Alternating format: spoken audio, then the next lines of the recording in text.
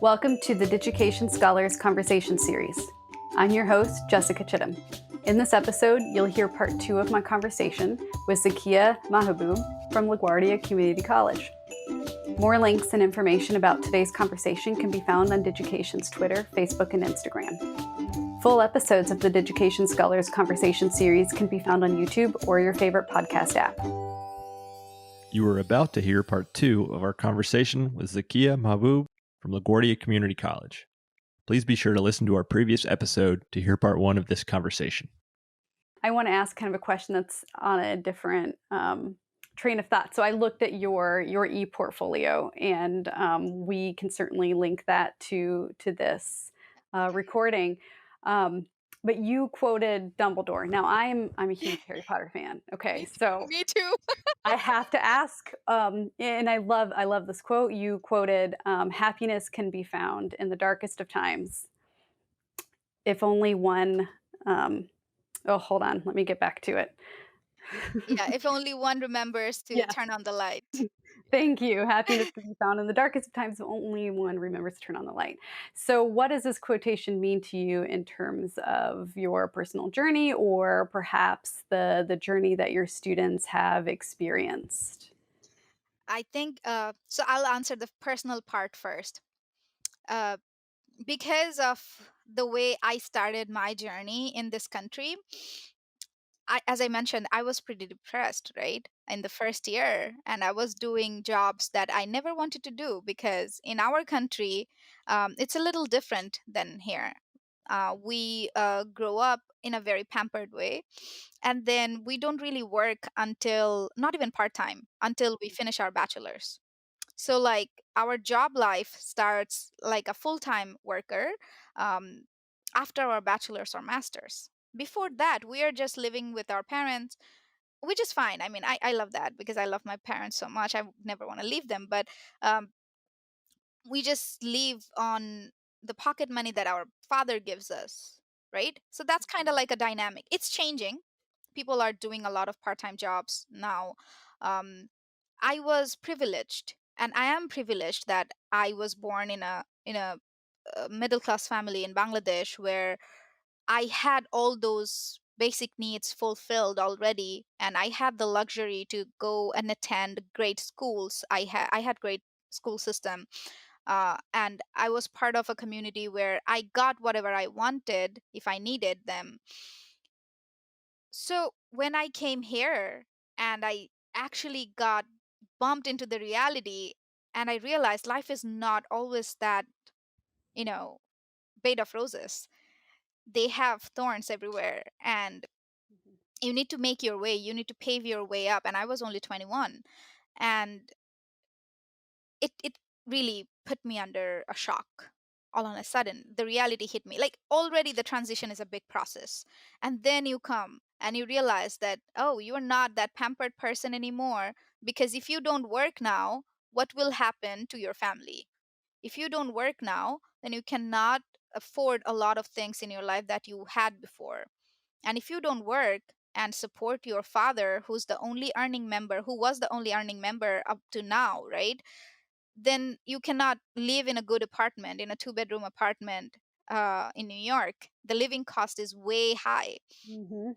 Those are the stuffs that hit me all on a sudden, and I realized this is the time then that I need to help my father. And I started working right away. I started working in my 17th day in New York, um, uh, at a Dunkin' Donuts as a cashier, Wonderful. because I felt that need in that 17 days. It's not that I was homeless that 17 days. No, I was actually having great meals in my uncle's house. And he was super nice. He's super nice to have us there, but we didn't want to live there. We wanted to have our own home. Mm-hmm. We wanted to move out as quickly as possible. And I saw that my father was trying to get a job. He was an engineer back home, but now because of his age, he's not probably going to be an engineer here. He has to do something else, and he's looking for that. So those kind of collision made me think, and it hit hard. It's Mm-hmm. not that I accepted it right away, but I had that push from me, from within, that I have to go forward. I have to do whatever the job comes, and I have to take it so that I can help my father and we can financially become independent and move out, have our own home, and start living like we used to live. Mhm. And now we are doing that. It took time, but we Yes. did that. So this quote, that happiness, I needed to find it. That happiness in that darkness of probably for a lot of people, it's nothing because they probably had a lot more hardships. But for me, in my perspective, that was one of the hardship that I was going through because I never been to that position, right? So for me, that was like a dark place I was in mentally, and I had to found that happiness by just turning on the light. So for And me, all of it's this motivation that you've described, that was you yeah, turning on turning the on your light. light, So your own life, because of because the cognitive dissonance that you must have been experiencing, everything you expected growing up, the family structure, the just expectations of what you would do until you finished school, everything was out the window. yeah, because I was not in college yet, and oh my God, what I'm gonna do now? So, but then again, it actually two things. So that was one, and the another time when I turned on my light was the fact that I was working full time as a barista at Starbucks when I enrolled in LaGuardia,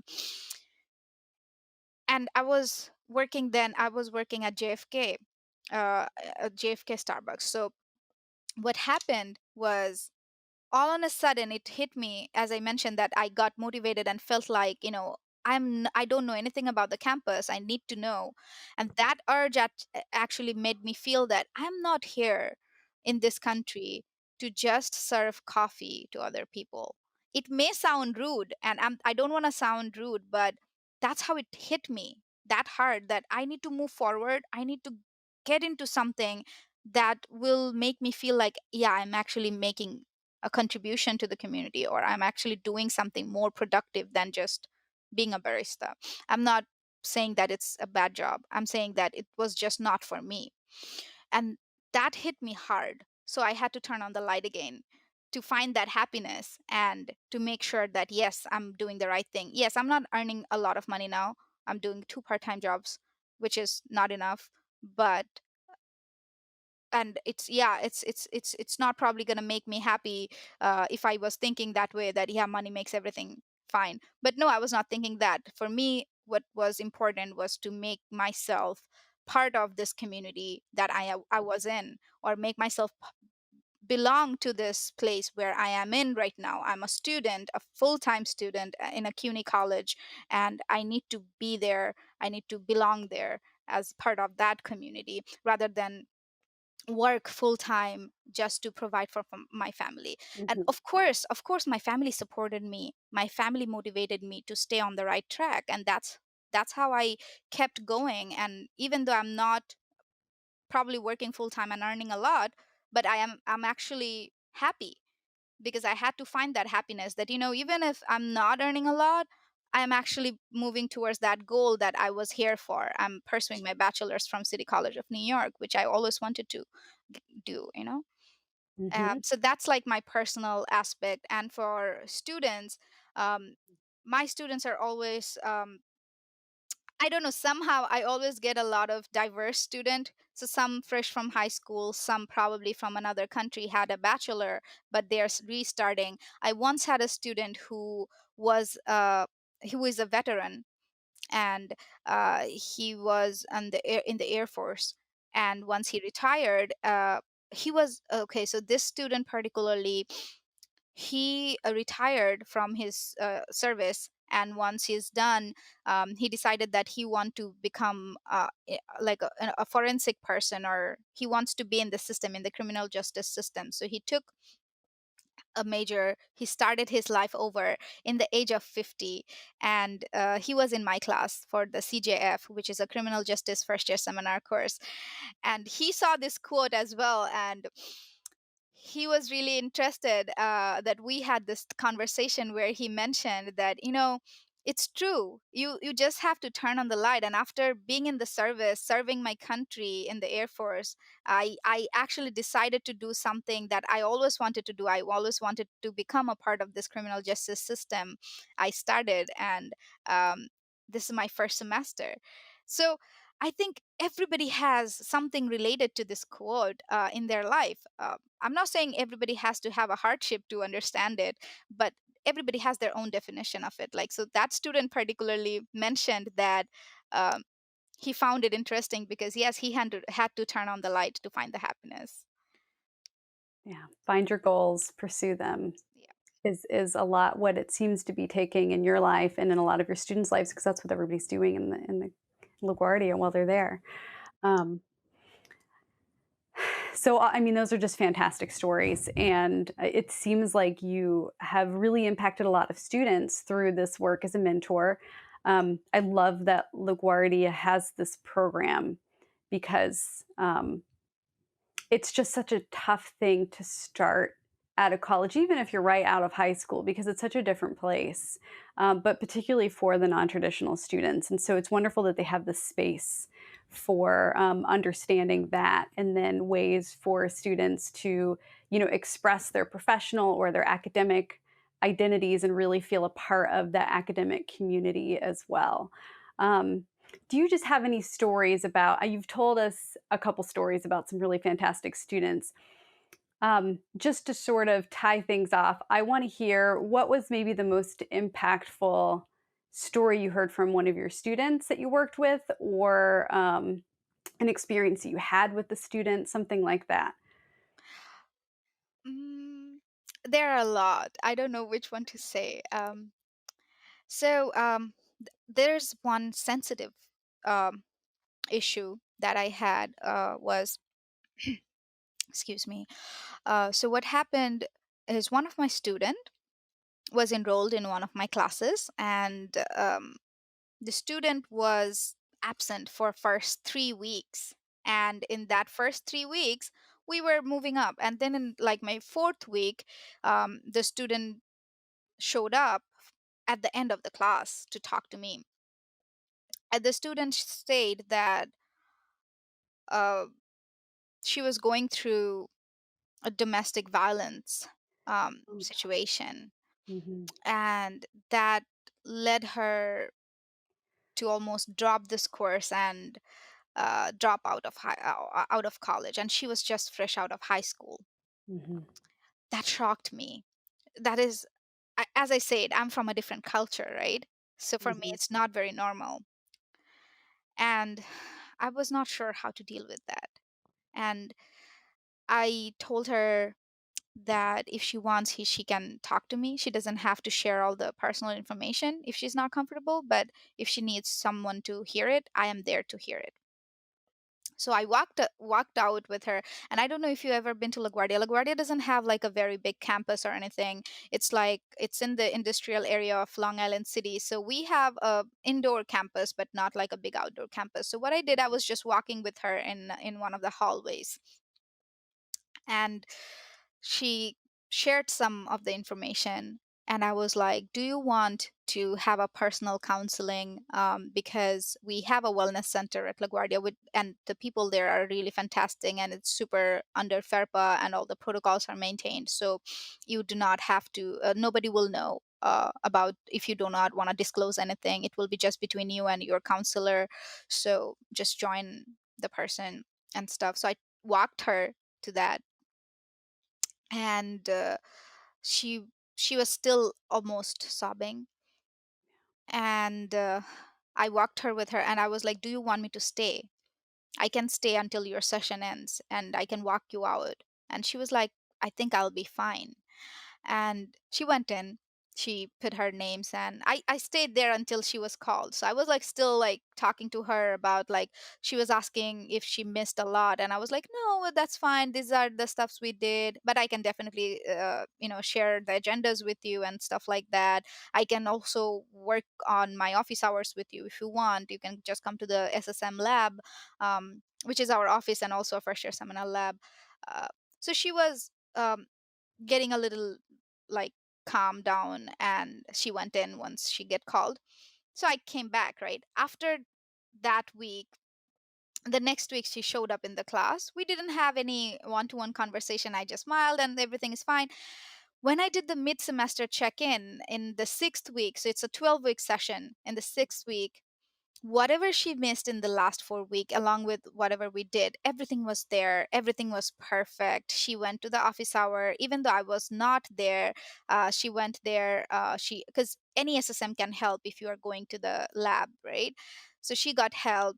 She got all my instructions. She told my colleagues who were helping her that I give these instructions this way, so she wants the help that particular way even though I was not here.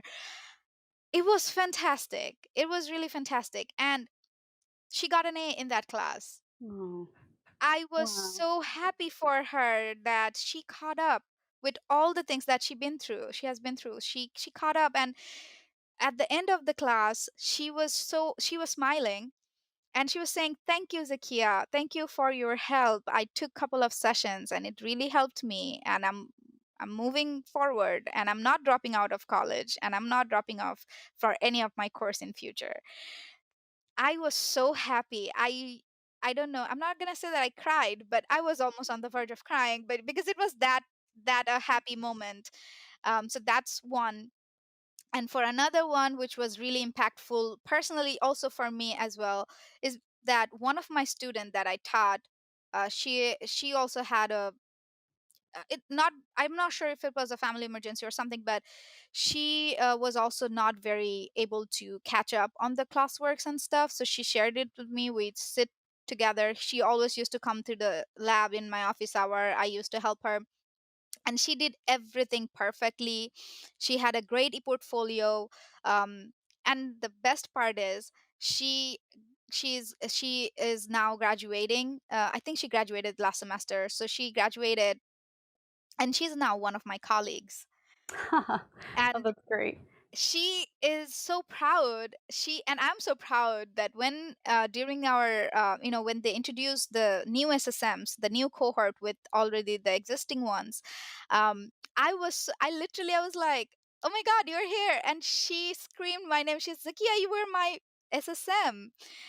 That made me so happy, and I have actually five of my colleagues who were my students before. Oh, that's wonderful. And That's wonderful. Clearly, it's an impactful it is program. it is so amazing. And my colleagues are like, sometimes they're like, Zakia, you have the more student colleagues than any of us. And I'm like, I'm so proud. Like, five of my students, previous students, are now my colleagues, which is amazing, and they're still in the program. So for me, that's an awesome impact, to be honest. Absolutely an indication of the impact that you've had on a number of lives. I'm very impressed. Thank you. Well, thank you so much, Zakia, for joining us today for the Education Scholars Conversations. I have just loved our conversation and learning all about the program and what you do for your students. I just can't thank you enough for making time for us.